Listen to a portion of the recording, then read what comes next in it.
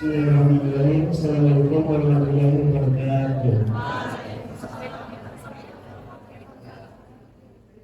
Jadi saya pernah membaca sebuah buku, dalamnya itu ada sebuah ungkapan bahwasanya cinta itu dibagi menjadi tiga. Yang pertama itu cinta monyet. Pertama itu cinta monyet kayak cinta main-main, bukan cinta untuk main-main. Yang kedua itu cinta yang membuat kita patah, kita sakit hati, membuat kita galau atau gimana gitu, tinggal nikah mungkin.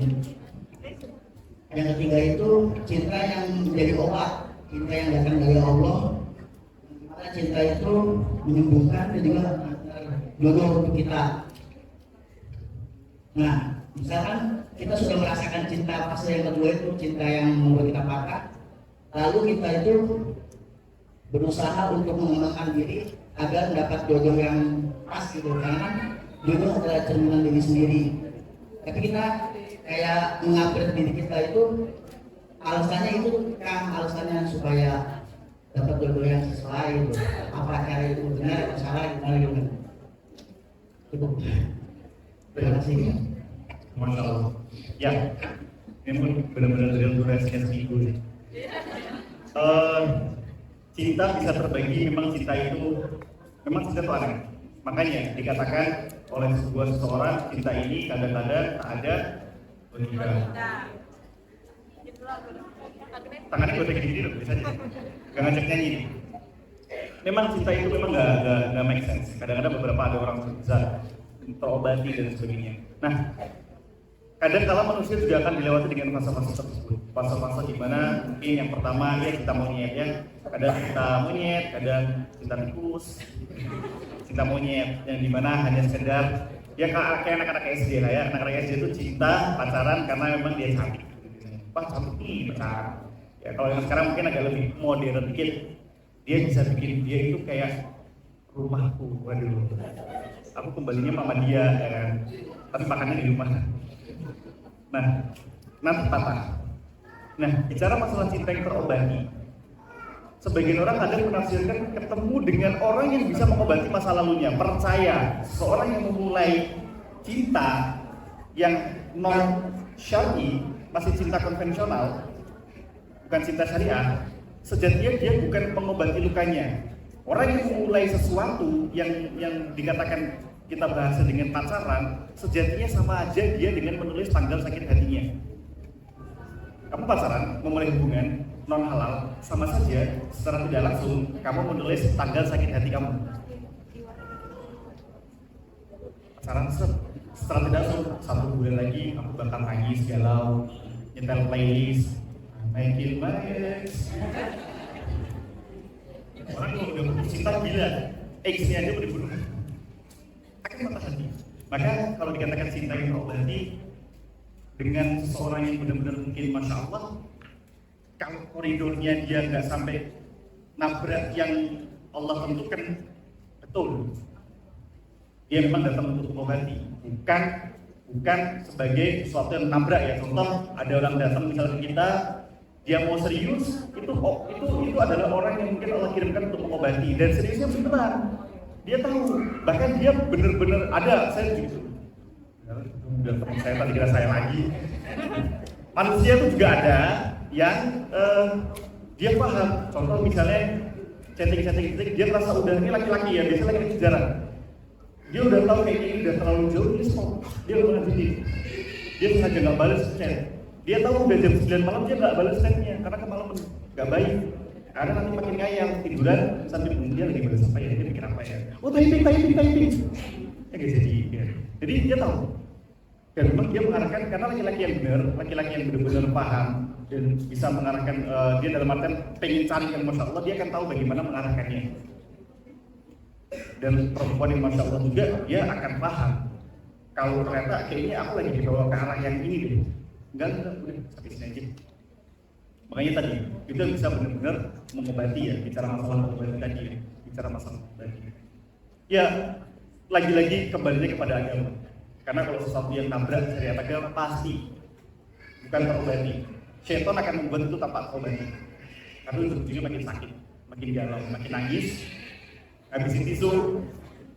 Alfamart seneng tapi habis tisunya. Kalau Allah Taala soal. Satu pertanyaan lagi yang awal lebih dengan waktu lebih berani yang di dekat.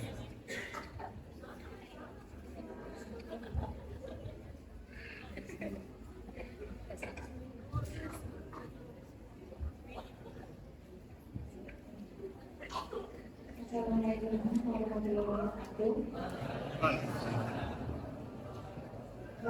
Ini pertama. Jadi saya sebelumnya pernah pacaran selama 3 tahun. Tapi diselingkuhin. Pacaran lagi jadi selingkuhan.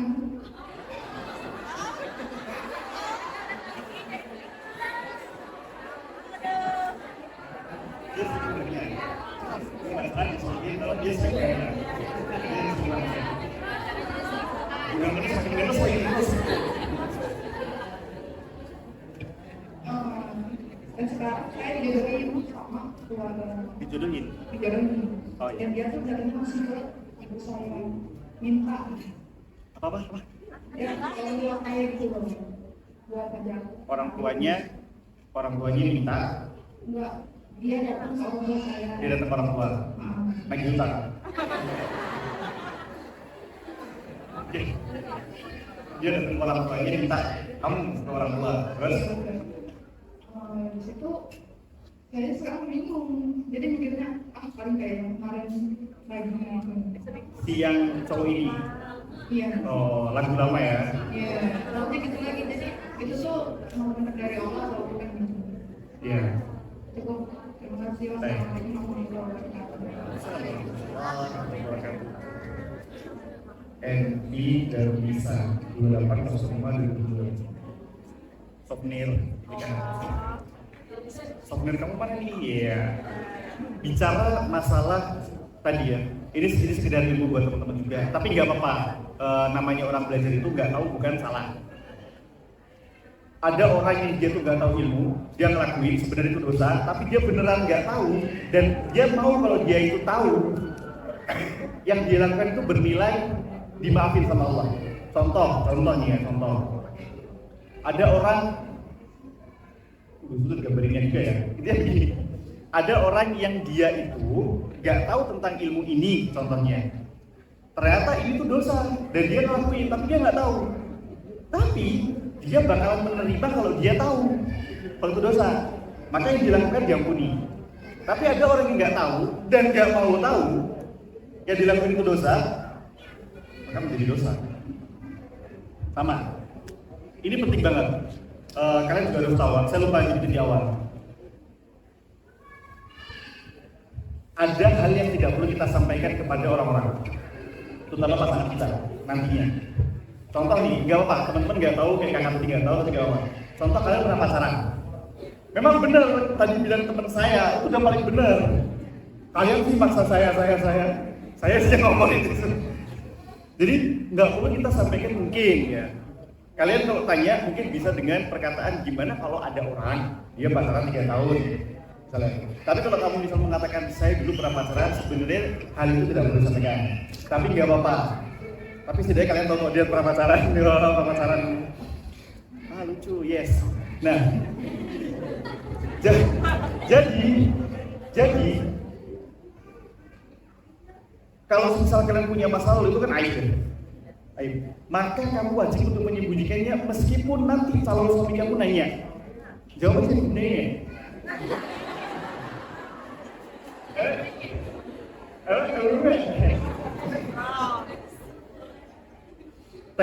Jadi misal dia nanya, contoh lagi ta'aruf nih ya, kita bahasain ta'aruf. Dia nanya, kamu sebelumnya mantannya berapa? Kamu pernah pacaran paling lama berapa tahun? Apa hukumnya kalian bilang? Bahkan, ini maaf bahkan.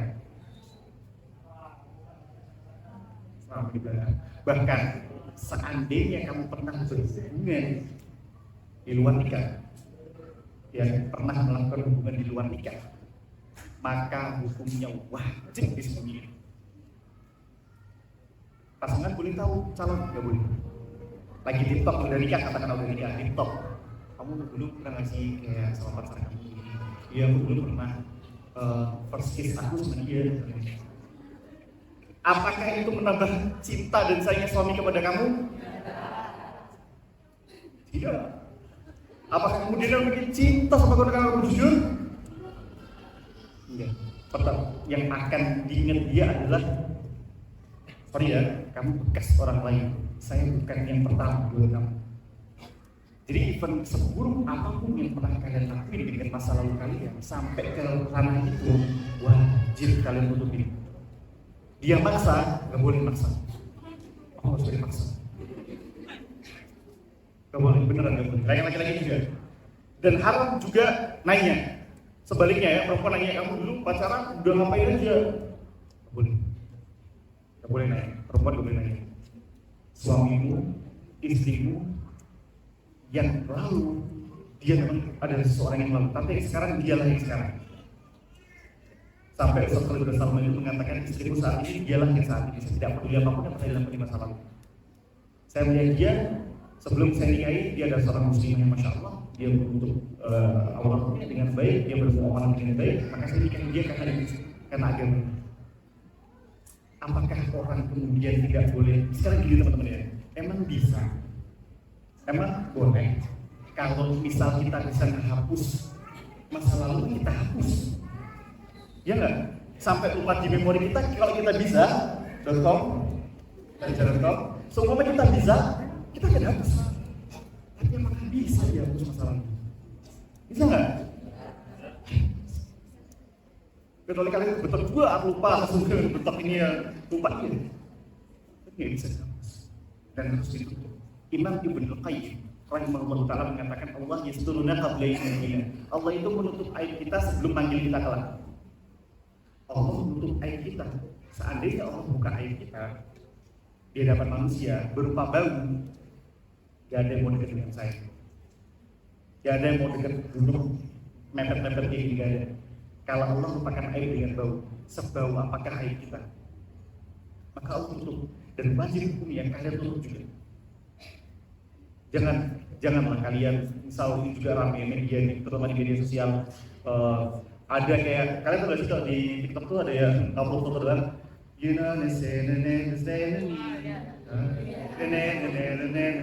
asik banget bahasanya,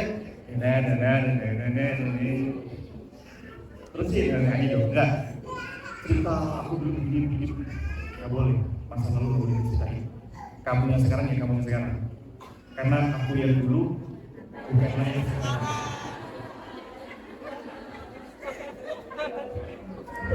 Emang kan seorang nyanyi ya. Nah, jadi gitu ya. Makanya tadi juga diselingkuhin dan sebagainya udah hubungan haram. Nyakitin, ternyata ini bisa gitu. Makin sakit duniawi, sakit akhirat. Ya. Dan dia kemudian dilamar. Adapun dia dilamar itu hidayah. Jangan kamu katakan anak lama mungkin nanti akan, jangan seuzon, boleh seuzon, nggak boleh seuzon. Laki-laki yang datang ke rumah minta kepada orang tua kita itu sebenarnya laki-laki, bukan will you marry me enggak, nggak boleh ya Pak. Soalnya tiba-tiba kita lagi nongkrong ya, for this special night, I would like to say to you, will you marry me? Nggak boleh.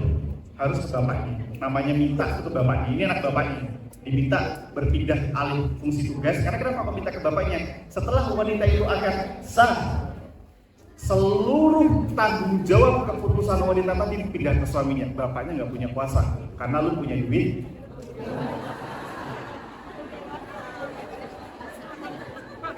Janganlah masuk ngomongin masalah Tuhan sama saya. Nggak boleh. Nggak boleh. Jadi puasanya nanti itu akan pindah ke suami. Bahkan sebuah riwayat dikatakan ada seseorang bapaknya ini mau meninggal, bapaknya mau meninggal, istrinya ini ditinggal suaminya keluar, istrinya tidak berani mengeluarkan dirinya dari pintu karena belum dapat restu suaminya. Karena zaman dulu nggak ada WA, sekarang enak WA. Dikabarin sama saudaranya, ayo pulang, bapak kamu sakit. Belum dapat izin, suamiku belum pulang. Besok lagi datang bapak mau kritis. Nangis si perempuan ini, nangis si bapaknya dari kecil. pulang sampai datang yang terakhir, bapak sudah ada. Yuk antri, kamu ke rumah. Nangis pingsan si perempuan ini. Dan dia tidak meninggalkan pintu rumah suaminya. Ketika kemudian suaminya datang, suaminya nanya, kenapa kamu gak pergi aja? Ini bapak kamu, kata dia. Kemudian hal ini diadukan kepada Nabi. Apa kata Nabi? Bapakmu mendapatkan surga berkat kau melakukan hal tadi. Maka di sini pentingnya seorang istri patuh kepada suaminya. Dan 4 syarat VIP akses adalah taat zaujah, taat kepada suami. Tentu kalau kalian lebih detail, suami yang benar, suami yang benar-benar ngajarin kalian tentang agama. Karena nanti di akhirat ada istri-istri yang lapor kepada Allah mengatakan suamiku hanya mesin pencari uang. Wala yu'allimuni wala yu'adzibuni. Dia nggak ngajarin aku, dia nggak ngasih tahu aku. Kerjanya cuma cari duit. Maka kewajiban seorang istri adalah, kewajiban seorang suami adalah mendidik istri. Makanya sampai bahkan Nabi juga bilang, lau amiru antas juda li ahadin la amartul mar'ah antas juda li zawjiha. Kalau aku boleh menyuruh manusia sujud kepada selain Allah, akan kusuruh para istri sujud kepada suami. Kalau saking mulianya, kenapa? Dosanya semua yang terjadi di rumah tangga tersebut, laki-laki tersebut penanggung jawab terbesar. Bahkan kalau sampai tidak diajarin, gak dikasih tahu apa-apa, dosanya istri, dosanya suami. Gak diajarin ya, gak dinasihati, tapi berbuat dosa. Dosanya anak perempuannya, dosa dia. Dosa istri, dosa dia. Selama dia gak ngajarin. Tapi kalau dia udah ngajarin, istri yang berbuat dosa, itu dosa dia sendiri. Maka teman-teman, ya, terkadang untuk pembahasan seperti ini, apalagi mungkin kalian bertanya-tanya kan, kayak lo kok bisa sih sampai suami itu begitu, gimana kalau suami jahat? Ini gak bisa kita bahas di segmen-segmen yang cuma beberapa menit ini.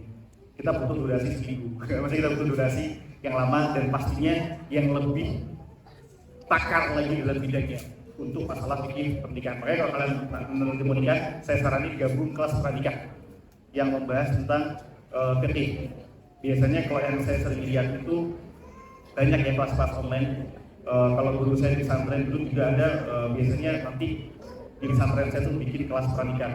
Beberapa ustaz-ustaz kibar, ustaz besar gitu. Ada Dr. Syafiq Bersalam, kemudian ada beberapa ustaz-ustaz dan seperti Hidayat dan sebagainya. Biasanya buka hal-hal demikian.